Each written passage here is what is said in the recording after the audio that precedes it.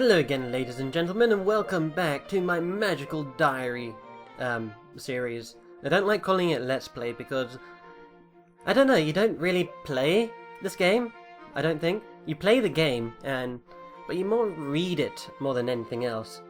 Anyway, where we left off in the previous episode, we were at the difficult decision of whether to run for president, run for treasurer, or simply don't run at all.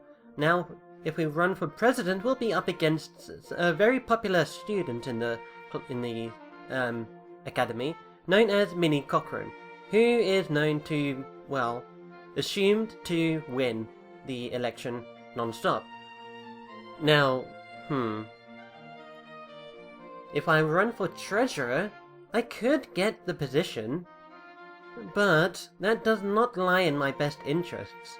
So, we're simply just not gonna run. I think I'll stay out of it. Oh wow, are you? No, don't autoplay. I think I'll stay out of it, at least for this year. So we are continuing on with the rest of the week. Friday we are taking gym. Why are you autoplaying? Don't autoplay. Game? What are you doing? Hold on, I need to change something. Autoplay. Turn off the autoplay. Return. Taking gym. Success. Gained 1 strong. So, you're gonna do it? So, I gonna do it? I don't think... Oh, come on. I'm not the sort of person... Silver, are you gonna run for treasurer? No. Well, you're useless. I'll just have to look somewhere else then. She leaves the room. Ellen sits on her bed and brushes back her hair. Such a strange thing to get so worked up over. Well, she is very competitive. If it really matters so much, she ought to do it herself instead of trying to get everyone else to do it for her. I shrug. I suppose. Do you think her brother will do what she says? Promote someone just because she wants him to? Probably. She's his baby sister. He looks out for her. He's so sweet. Oh, he is he? Ellen, have you got a crush on William? What? No! Maybe. She sighs and flops back onto the bed. Yes? There's nothing wrong with that. Okay, so you like William. What's the problem? He's cute, he's responsible, he's a good student. He's popular. So? So he could have any girl he wants. And he'd never want a girl like me. Guys want someone pretty who like makeup and dancing and pounce until she gets her way. Jenny's not even 13 yet and she's already got boys chasing her. Boys think of me as just a rock with hair. A useless fuzzy lump. William is nice. He would never... But he would never... You could always go and tell him that you like him. I mean, what's the worst that can happen? Although that, you know, emotions and all that. Wait and see. If we wait and see, you know, I think that's a good idea. The school year's only barely begun. There's a long way to go yet. Anything could happen. So don't give up. Just wait and see. That's all I expect to do. Hey, I have an idea. Why don't you run for treasurer like Virginia suggested? If he's helping you with your campaign, you'll get to spend time with him. Maybe. Virginia stretches and yawns. So, are you and William working on your plan to take over the class today? Well, we can't today exactly. Why not? He's not here. What do you mean he's not here? It's Saturday. The Big Apple Festival is in the next county over. Most of the upperclassmen go there on field trip. It's over an hour away, so they have to leave early. I apologize for the stutter, by the way. Why didn't we hear about it? Freshmen aren't allowed. It's a privilege. What's an apple festival? A harvest fair. Don't you have those where you come from? I don't know. They get a big old-fashioned cider press set up on the green so everybody can watch the apples being crushed, and they sell jugs of it. There's a lot of food. Apple donuts, apple sausages, apple upside-down cake, caramel apple, squash apple soup. Well, it's not all apples. Big bake sale, craft sale, art contest, and there's fiddlers in the day, and then a contra dance in the evening. From the look on Ellen's face, she had no idea what a contra dance is, but she's not going to ask. So the seniors are going off to a dance without us. Well, it doesn't matter. What should I do today? Okay, so today is Saturday. I've watched the previous episodes, and I'll be honest, it has been a long time since my previous recording session. I've had a backlog of these episodes for quite a while. So, I still know my overall idea of what to do. Let's see, is there an event that happens this week? You know what, let's go to the mall. There's sometimes events that can happen if you go to the mall. What should I do at the mall today? Okay, so there's no event today, I don't think. Unless we go to the food court. We don't have any stress, so just don't... Okay, we have one stress.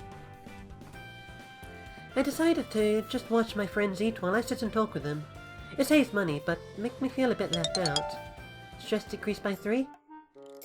Uh-oh, this music.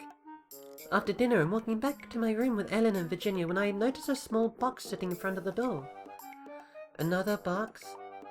Oh, not again. She pulls back her foot to kick the offending object, then pauses. Hey, Silver, this one's for you. Me? I peer down at the box. Sure enough, it says to Silver in flowering letters. Nothing about who sent it. This is another one of Donald's tricks. Why would he send it to me? I don't know why anyone would send me a present, but I don't know why anyone would send me a prank either. Let's see what it is. I pick it up. Too heavy for clothing. It opens up here. It's... Oh! It's a pie! Cool! A golden flaky pastry lattice covered a filling of spiced fruit, probably apple. But how did it get here? Some upperclassmen must have brought it back from the festival, I guess. Ooh, maybe it's from William. Why would he be sending Silver a pie? What, our Silver isn't good enough to send a pie to? Ellen looks away. Oh dear, Virginia doesn't know about Ellen's crush on William, does she? He probably would have left me a note if it were him. Maybe it was Isabel taking pity on us poor freshmen. Do we have a fridge or anything? Nope, you're just gonna have to eat it. You can't eat a whole pie. Did I... You know what, let's be nice, let's share it with roommates. Of course not, we'll share. Let's go back to the cafeteria and find some plates and forks. Woohoo! I'm not sure, I don't know if I like apple pie, I've never eaten it. What? How can you have never had apple pie? That's like a requirement of American culture. Aren't you supposed to be from... which culture? I'm American first. I grew up here just as much as you guys did, you know. Anyway, if you aren't sure, this is the perfect time to try some, right? If you don't like it, Virginia will eat your share. You bet. We split the pie amongst us, and it's delicious.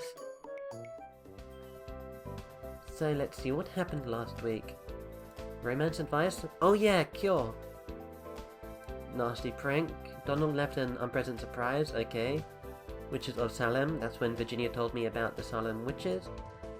And Ellen is running for treasurer as well. Ellen has a huge crush on Virginia's brother William, but she's convinced it's hopeless. I convinced her to run for class treasurer so she has an excuse to hang out with him. Cider day, mall, free pie. Okay, let me see what spells we have. Oh yeah, we focused a lot on blue magic, I remember that. We didn't get the event to happen though. Oh well. I will be wanting to do another playthrough after this, so in that playthrough I'm gonna have certain events that I wanted to happen this time, try and happen again next time. So let's go to next week. I awaken on Monday to a sharp rap on the door. Miss Middleton, if you please. Startled, Ellen hurries to the door. I can hear voices outside while I finish getting dressed. Ellen, of course, and someone more baritone. What's going on? Is she in trouble? Surely not Ellen. A few minutes later, she returns to the room, clutching a large folder stuffed with papers. What was that about? Nothing, just election stuff. Oh, so you are running? Oh, did we forget to tell you that? She slaps Ellen on the back. She's my girl. It's nothing, I won't win. And so modest, too. Anyway, we have to get ready for class. She's right, we have to decide on our schedules for the week. What should I do this week? Gym. And then let's focus on black magic. Let's do 3 black magic and 2 gym. Success. Early in the morning, there's a rustle at the door. Ellen jumped out of bed as if she'd been waiting for that. More election things? She returns, holding some large sheets of... Wait, no, those are posters, and a box on top of them. What's that? It's campaign stuff. Let me see. Inside the box is a pile of purple construction paper cut into shapes and a little plastic container full of straight pins. I pick up one of the shapes and turn it around. It's a horse pulling a carriage. Written on it in shining silver ink are the words Ellen Middleton for Treasurer. The posters are more of the same. Horses and carriages and dollar signs and treasurer chests. Ellen Middleton, a dependable draft horse. I need to put these posters up. I'm supposed to hand out these badges. We'll help, won't we, Silver? Sure. Really? Thanks. Great. I'll take the posters and you guys take the badges. But there's only 6 posters and a ton of these little paper things. The posters need to go up high and I have longer arms. And Ellen's the candidate, so she had to hand out those in person. But, see ya. She takes the posters and hurries off before anyone can argue with her. She just wants the easy job. You don't have to stay. No, I said I'll help, and I will. Come on. Ellen and I spend the next hour catching passerby, introducing Ellen as a candidate and giving them paper badges to pin to their robes. I'm sure it's a good way to get her name out there, but it's tiring and boring. Oh no, stress.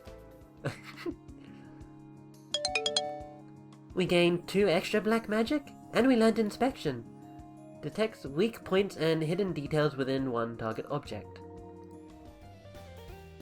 On Wednesday morning, campaigning is in full swing.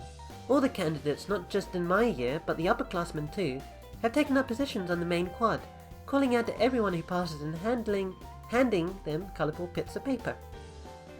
It's loud and crowded and confusing. Some of the older candidates are spraying magic sparkles over their heads to try and draw more attention to themselves, which really makes it worse. Angela for president! Kerrigan for secretary! Vote for Jacob! I can see Ellen in the distance, looking slightly overwhelmed, while William beside her, dutifully bellows in her service. I'm buffeted from place to place and decorated with pins and ribbons, mostly from people I don't even know. I'm not eligible. Okay, let me do that one again. I'm buffeted from place to place and decorated with pins and ribbons, mostly from people I don't even know in elections I'm not eligible to vote in. Class starts to sound like a welcome relief.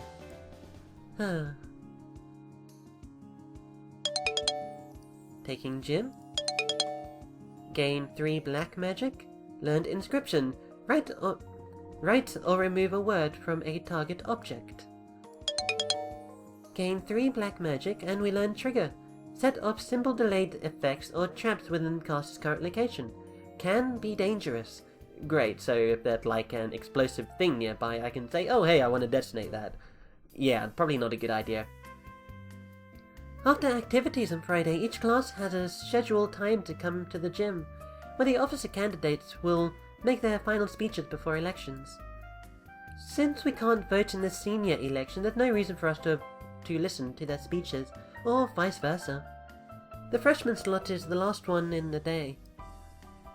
First up are the candidates for freshman class president.